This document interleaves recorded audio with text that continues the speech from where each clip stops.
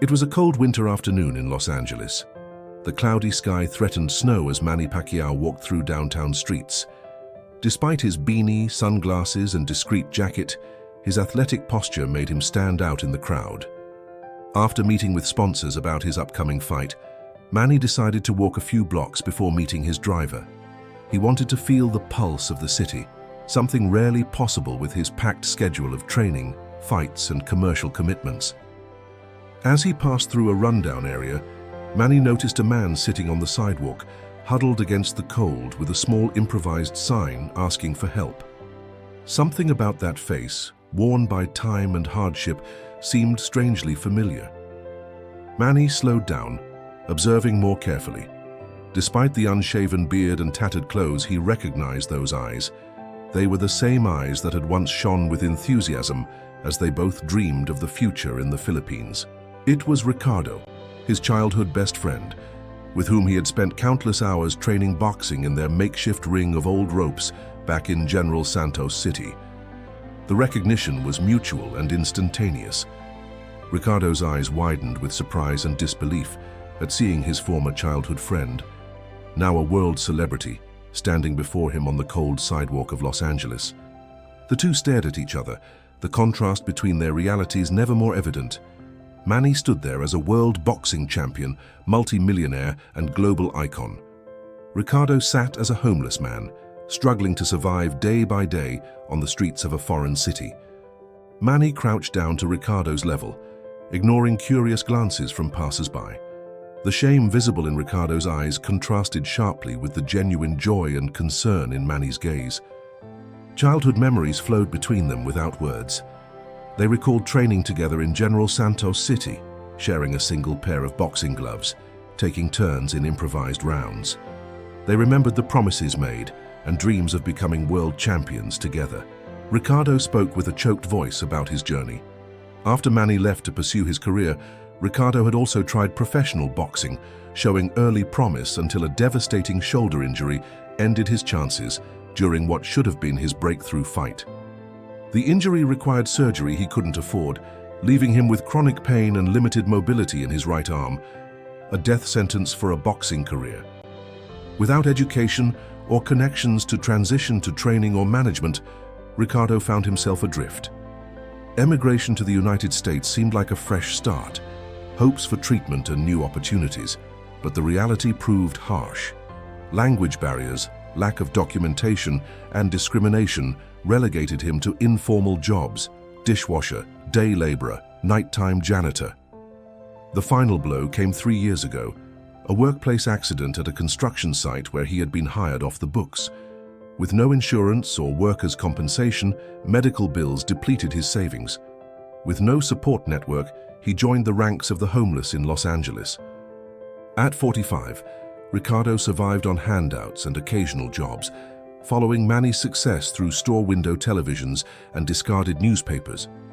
He spoke of the bittersweet pride watching Manny's rise, sometimes standing outside electronics stores during major fights. As they talked, snowflakes began to fall. Manny noticed Ricardo's trembling despite attempts to hide it. Without hesitation, Manny removed his expensive cashmere coat and placed it over his friend's shoulders, ignoring Ricardo's silent protests. The snow accumulated on the sidewalk, unusual for Los Angeles. Manny's phone buzzed repeatedly with messages from his team. He was already 20 minutes late for an important television interview scheduled months in advance that couldn't be postponed. Looking at his watch, Manny felt reluctant to leave his friend in this situation. This unexpected meeting had shaken him deeply. For years, he had compartmentalized his success from his humble beginnings, allowing his past to fade into nostalgic memories. Confronted with this living embodiment of the path his own life might have taken, Manny felt an urgent need to act. It wasn't mere charity. It was recognition of how easily their roles might have been reversed by fate.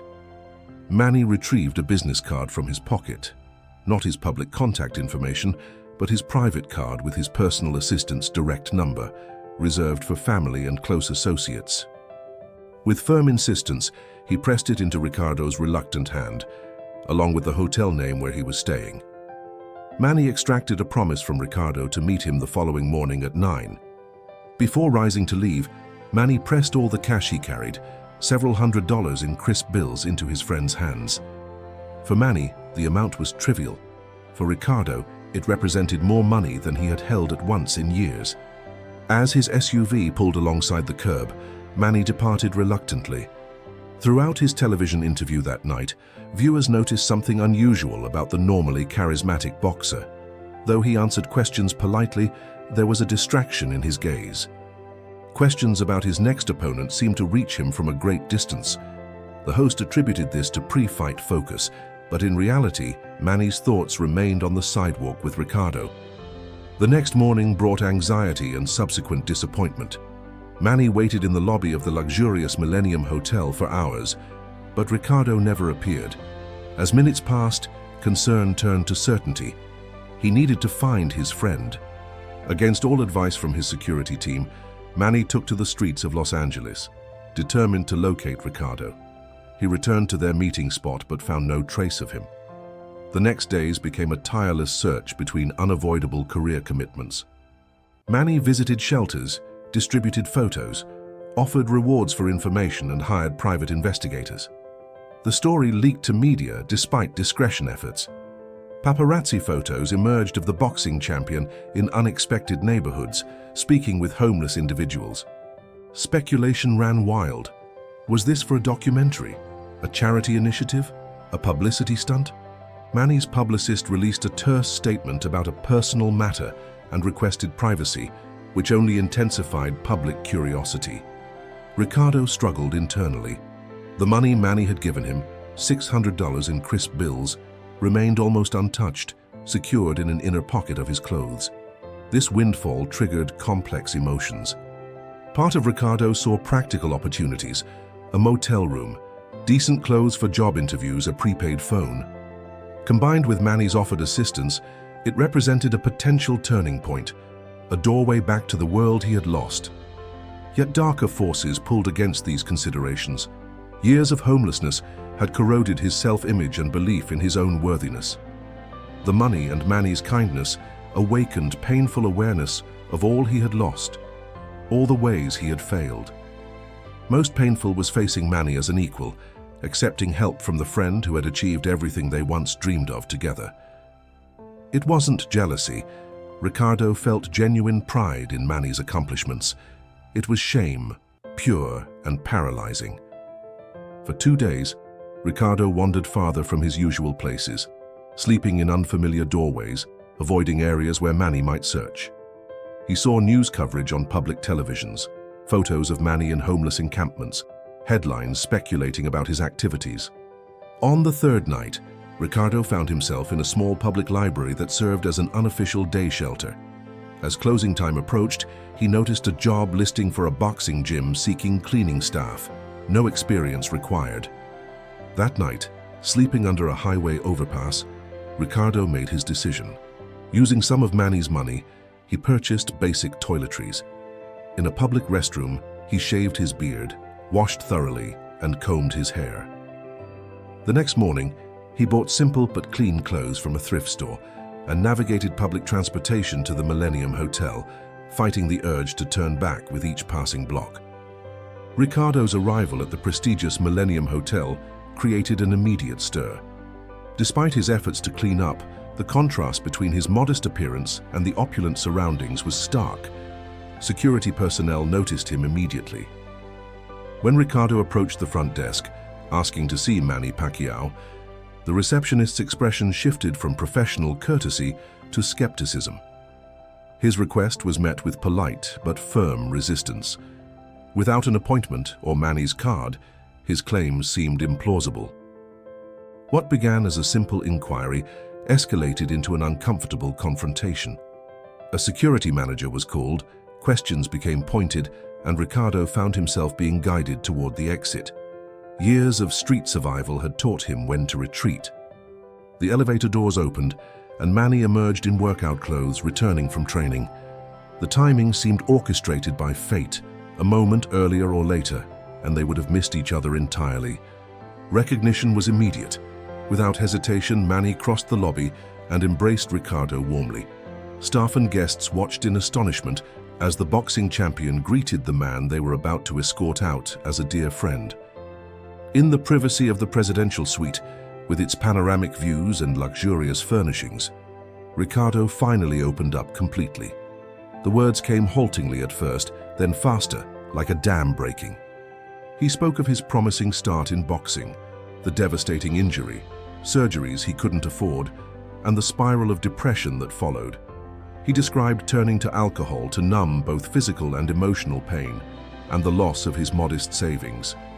His journey to America was born of desperation, rumors of treatments, vague promises of opportunity, and the desire to reinvent himself. But reality proved harsh, with options limited to menial, exploitative work. The language barrier isolated him further. The final descent into homelessness came after the workplace accident that re-injured his shoulder and damaged his back. With no insurance or legal recourse as an undocumented worker, medical bills depleted what little he had saved. Most painful was admitting he had almost run when first spotting Manny. The shame of being found in such circumstances by his successful friend had been nearly overwhelming. Only shock had kept him rooted in place. As Ricardo spoke, Manny listened without interruption, his expression reflecting compassion rather than pity. When Ricardo finished, Manny shared his own truths about the loneliness of success and disconnection from his roots.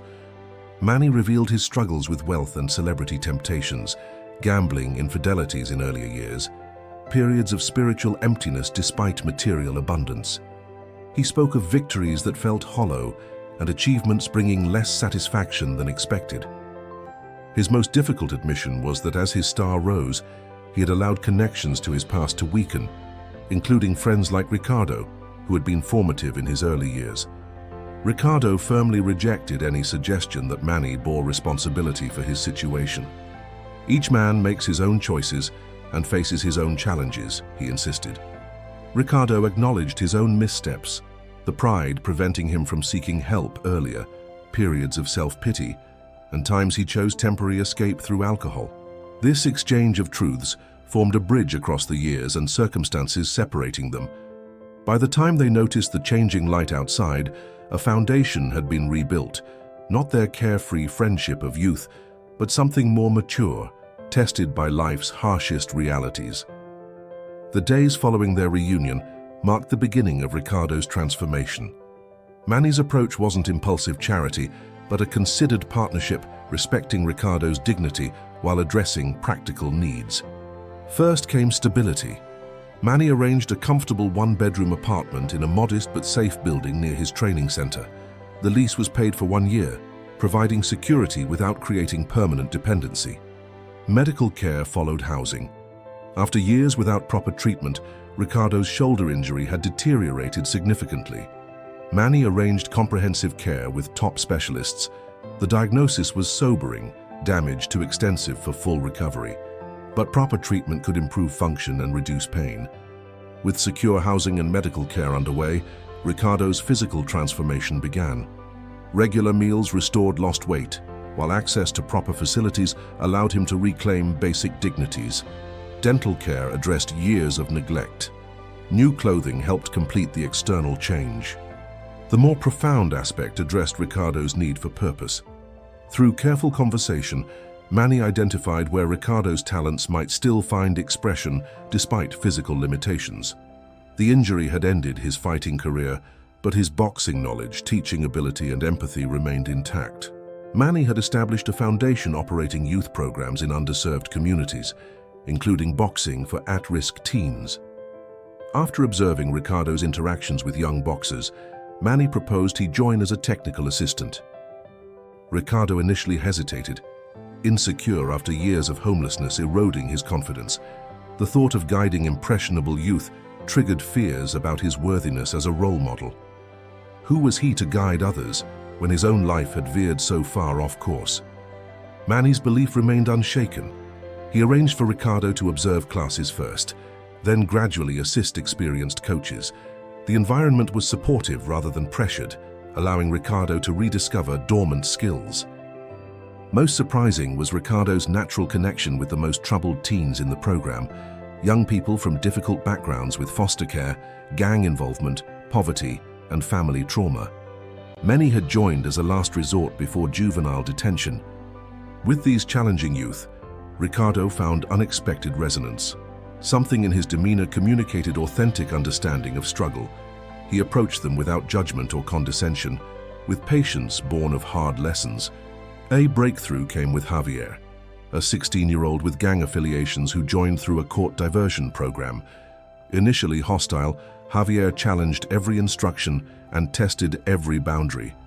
Other coaches had nearly given up on him. Ricardo approached differently, offering respect before demanding it, acknowledging Javier's anger as legitimate. During one session, when Javier's frustration nearly led to him walking out, Ricardo shared a piece of his own story, the career-ending injury and his rage at dreams being derailed. As weeks passed, Ricardo's role expanded naturally beyond technical instruction to broader life skills. Resilience facing setbacks, daily discipline despite difficulties, and the importance of community. His own journey informed everything he taught. For Manny, witnessing his friend's transformation brought fulfillment different from any championship. In late-night conversations, Ricardo admitted that working with young boxers had restored something he thought permanently lost, a sense of contribution and meaning beyond mere survival. This reconnection represented more than charity for Manny as well.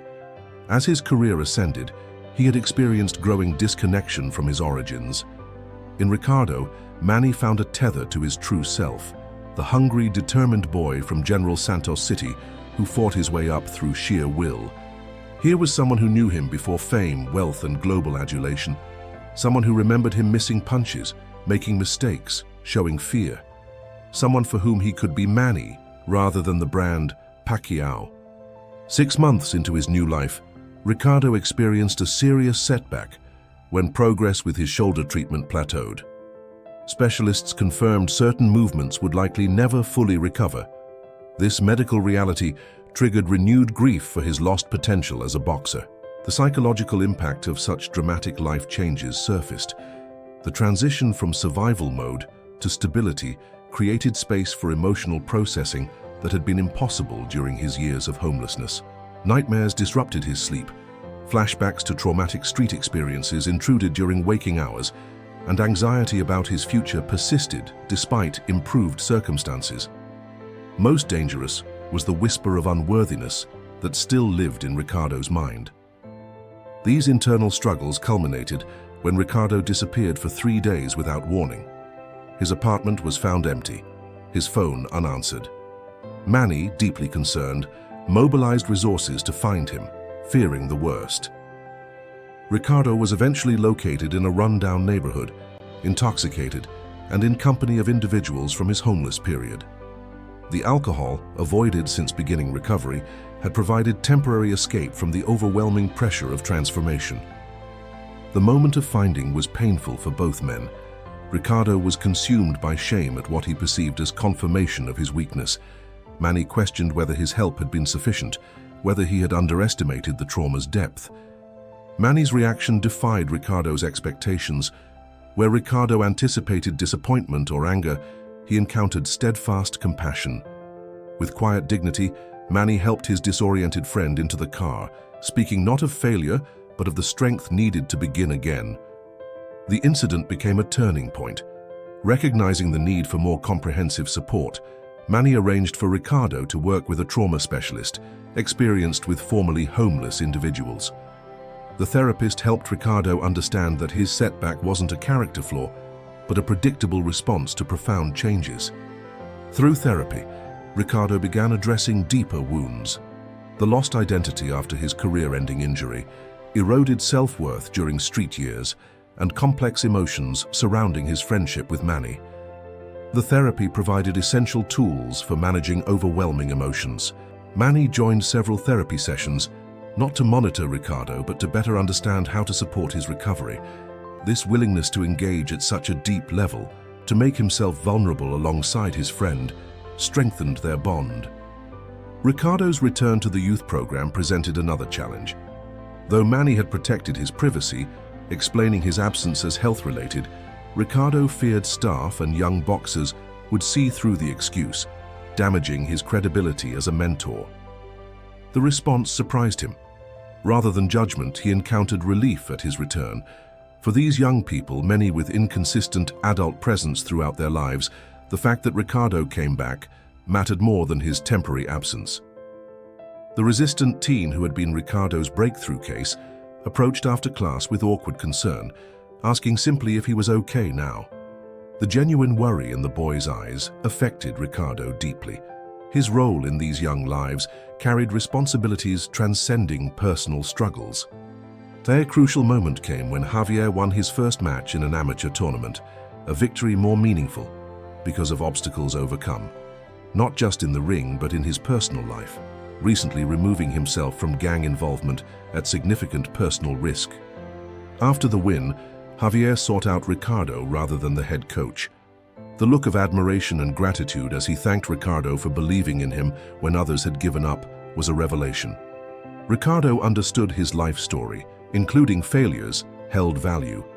His darkest experiences could serve as a map helping others navigate their own difficulties.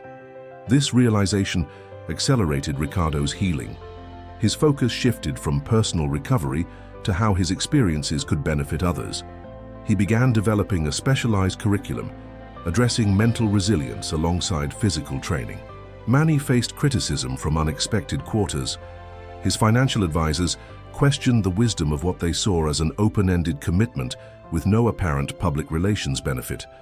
His marketing team worried about brand contamination if Ricardo's background became public. Most pointed were comments from longtime associates who characterized the situation as an excessive charity project, distracting from Manny's career and business empire. With a major fight approaching, they argued his focus should be solely on training and promotion. Manny's response revealed much about his character and values. In a private meeting with his team, he addressed concerns directly but firmly. The financial commitment to Ricardo represented a minuscule fraction of his wealth and would continue regardless of objections. Any potential image risk was irrelevant compared to the moral obligation to help someone pivotal in his early development as a fighter.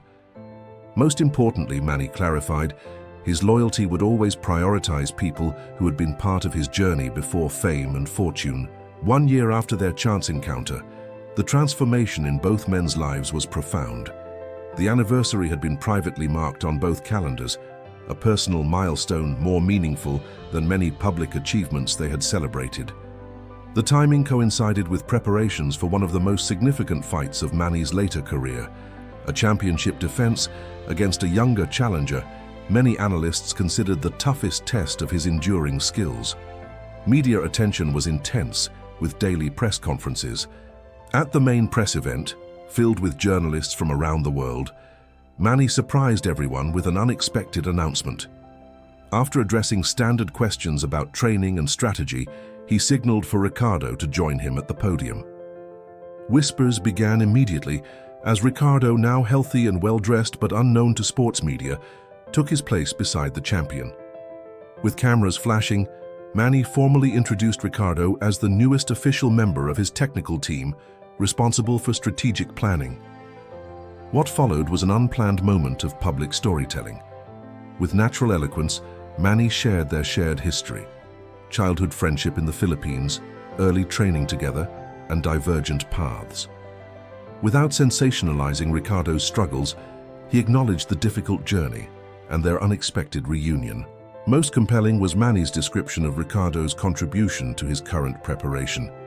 The strategic insights Ricardo provided, drawing from his analytical understanding of boxing fundamentals, had proven invaluable against his younger, faster opponent. The press conference transformed into something more meaningful. Questions shifted from punching statistics to friendship and loyalty across time and circumstance. Even cynical journalists engaged with the human story behind the athletic contest. Media coverage took angles no PR firm could have orchestrated. Champion reunites with homeless friend, finds new winning strategy, became the headline across sports pages, humanizing Manny in ways carefully planned charity initiatives never had. Behind the headlines, the real story unfolded more profoundly. What began as a personal gesture expanded into a structured program reaching hundreds. Ricardo's curriculum for troubled youth showed such promising results that Manny's foundation implemented it across multiple locations. Most significantly, they launched an initiative focused on homeless individuals with athletic backgrounds, former athletes whose careers were derailed by injury, addiction, or mental health challenges. The program combined housing assistance, medical treatment, counseling, and vocational training. Fully recovered and serving as program director, became a respected voice in both sports rehabilitation and homelessness intervention. His journey from streets to stability gave credibility that academic credentials alone could never provide.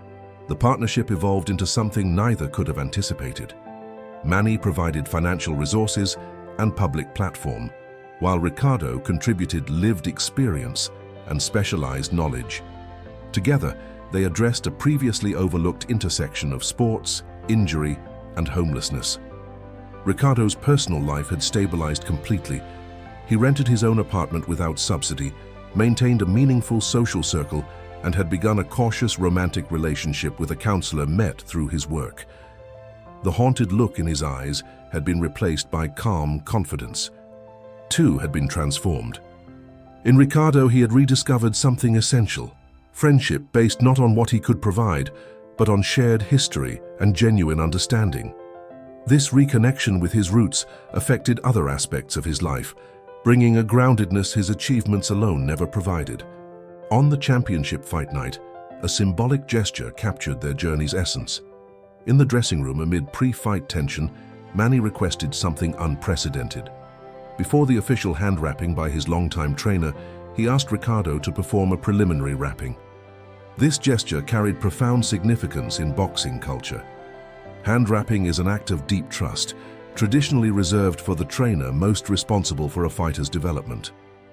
By requesting Ricardo's participation, Manny acknowledged his friend's role in his foundational development.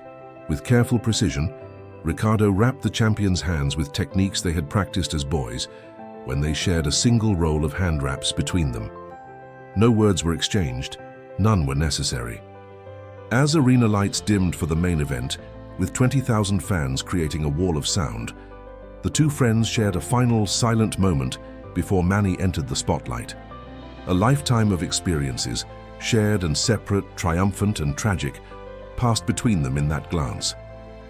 Their journey proved that no title or fortune is worth as much as extending a hand to someone in need.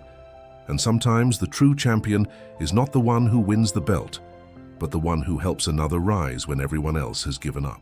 If you like this story, don't forget to subscribe to the channel and leave your like.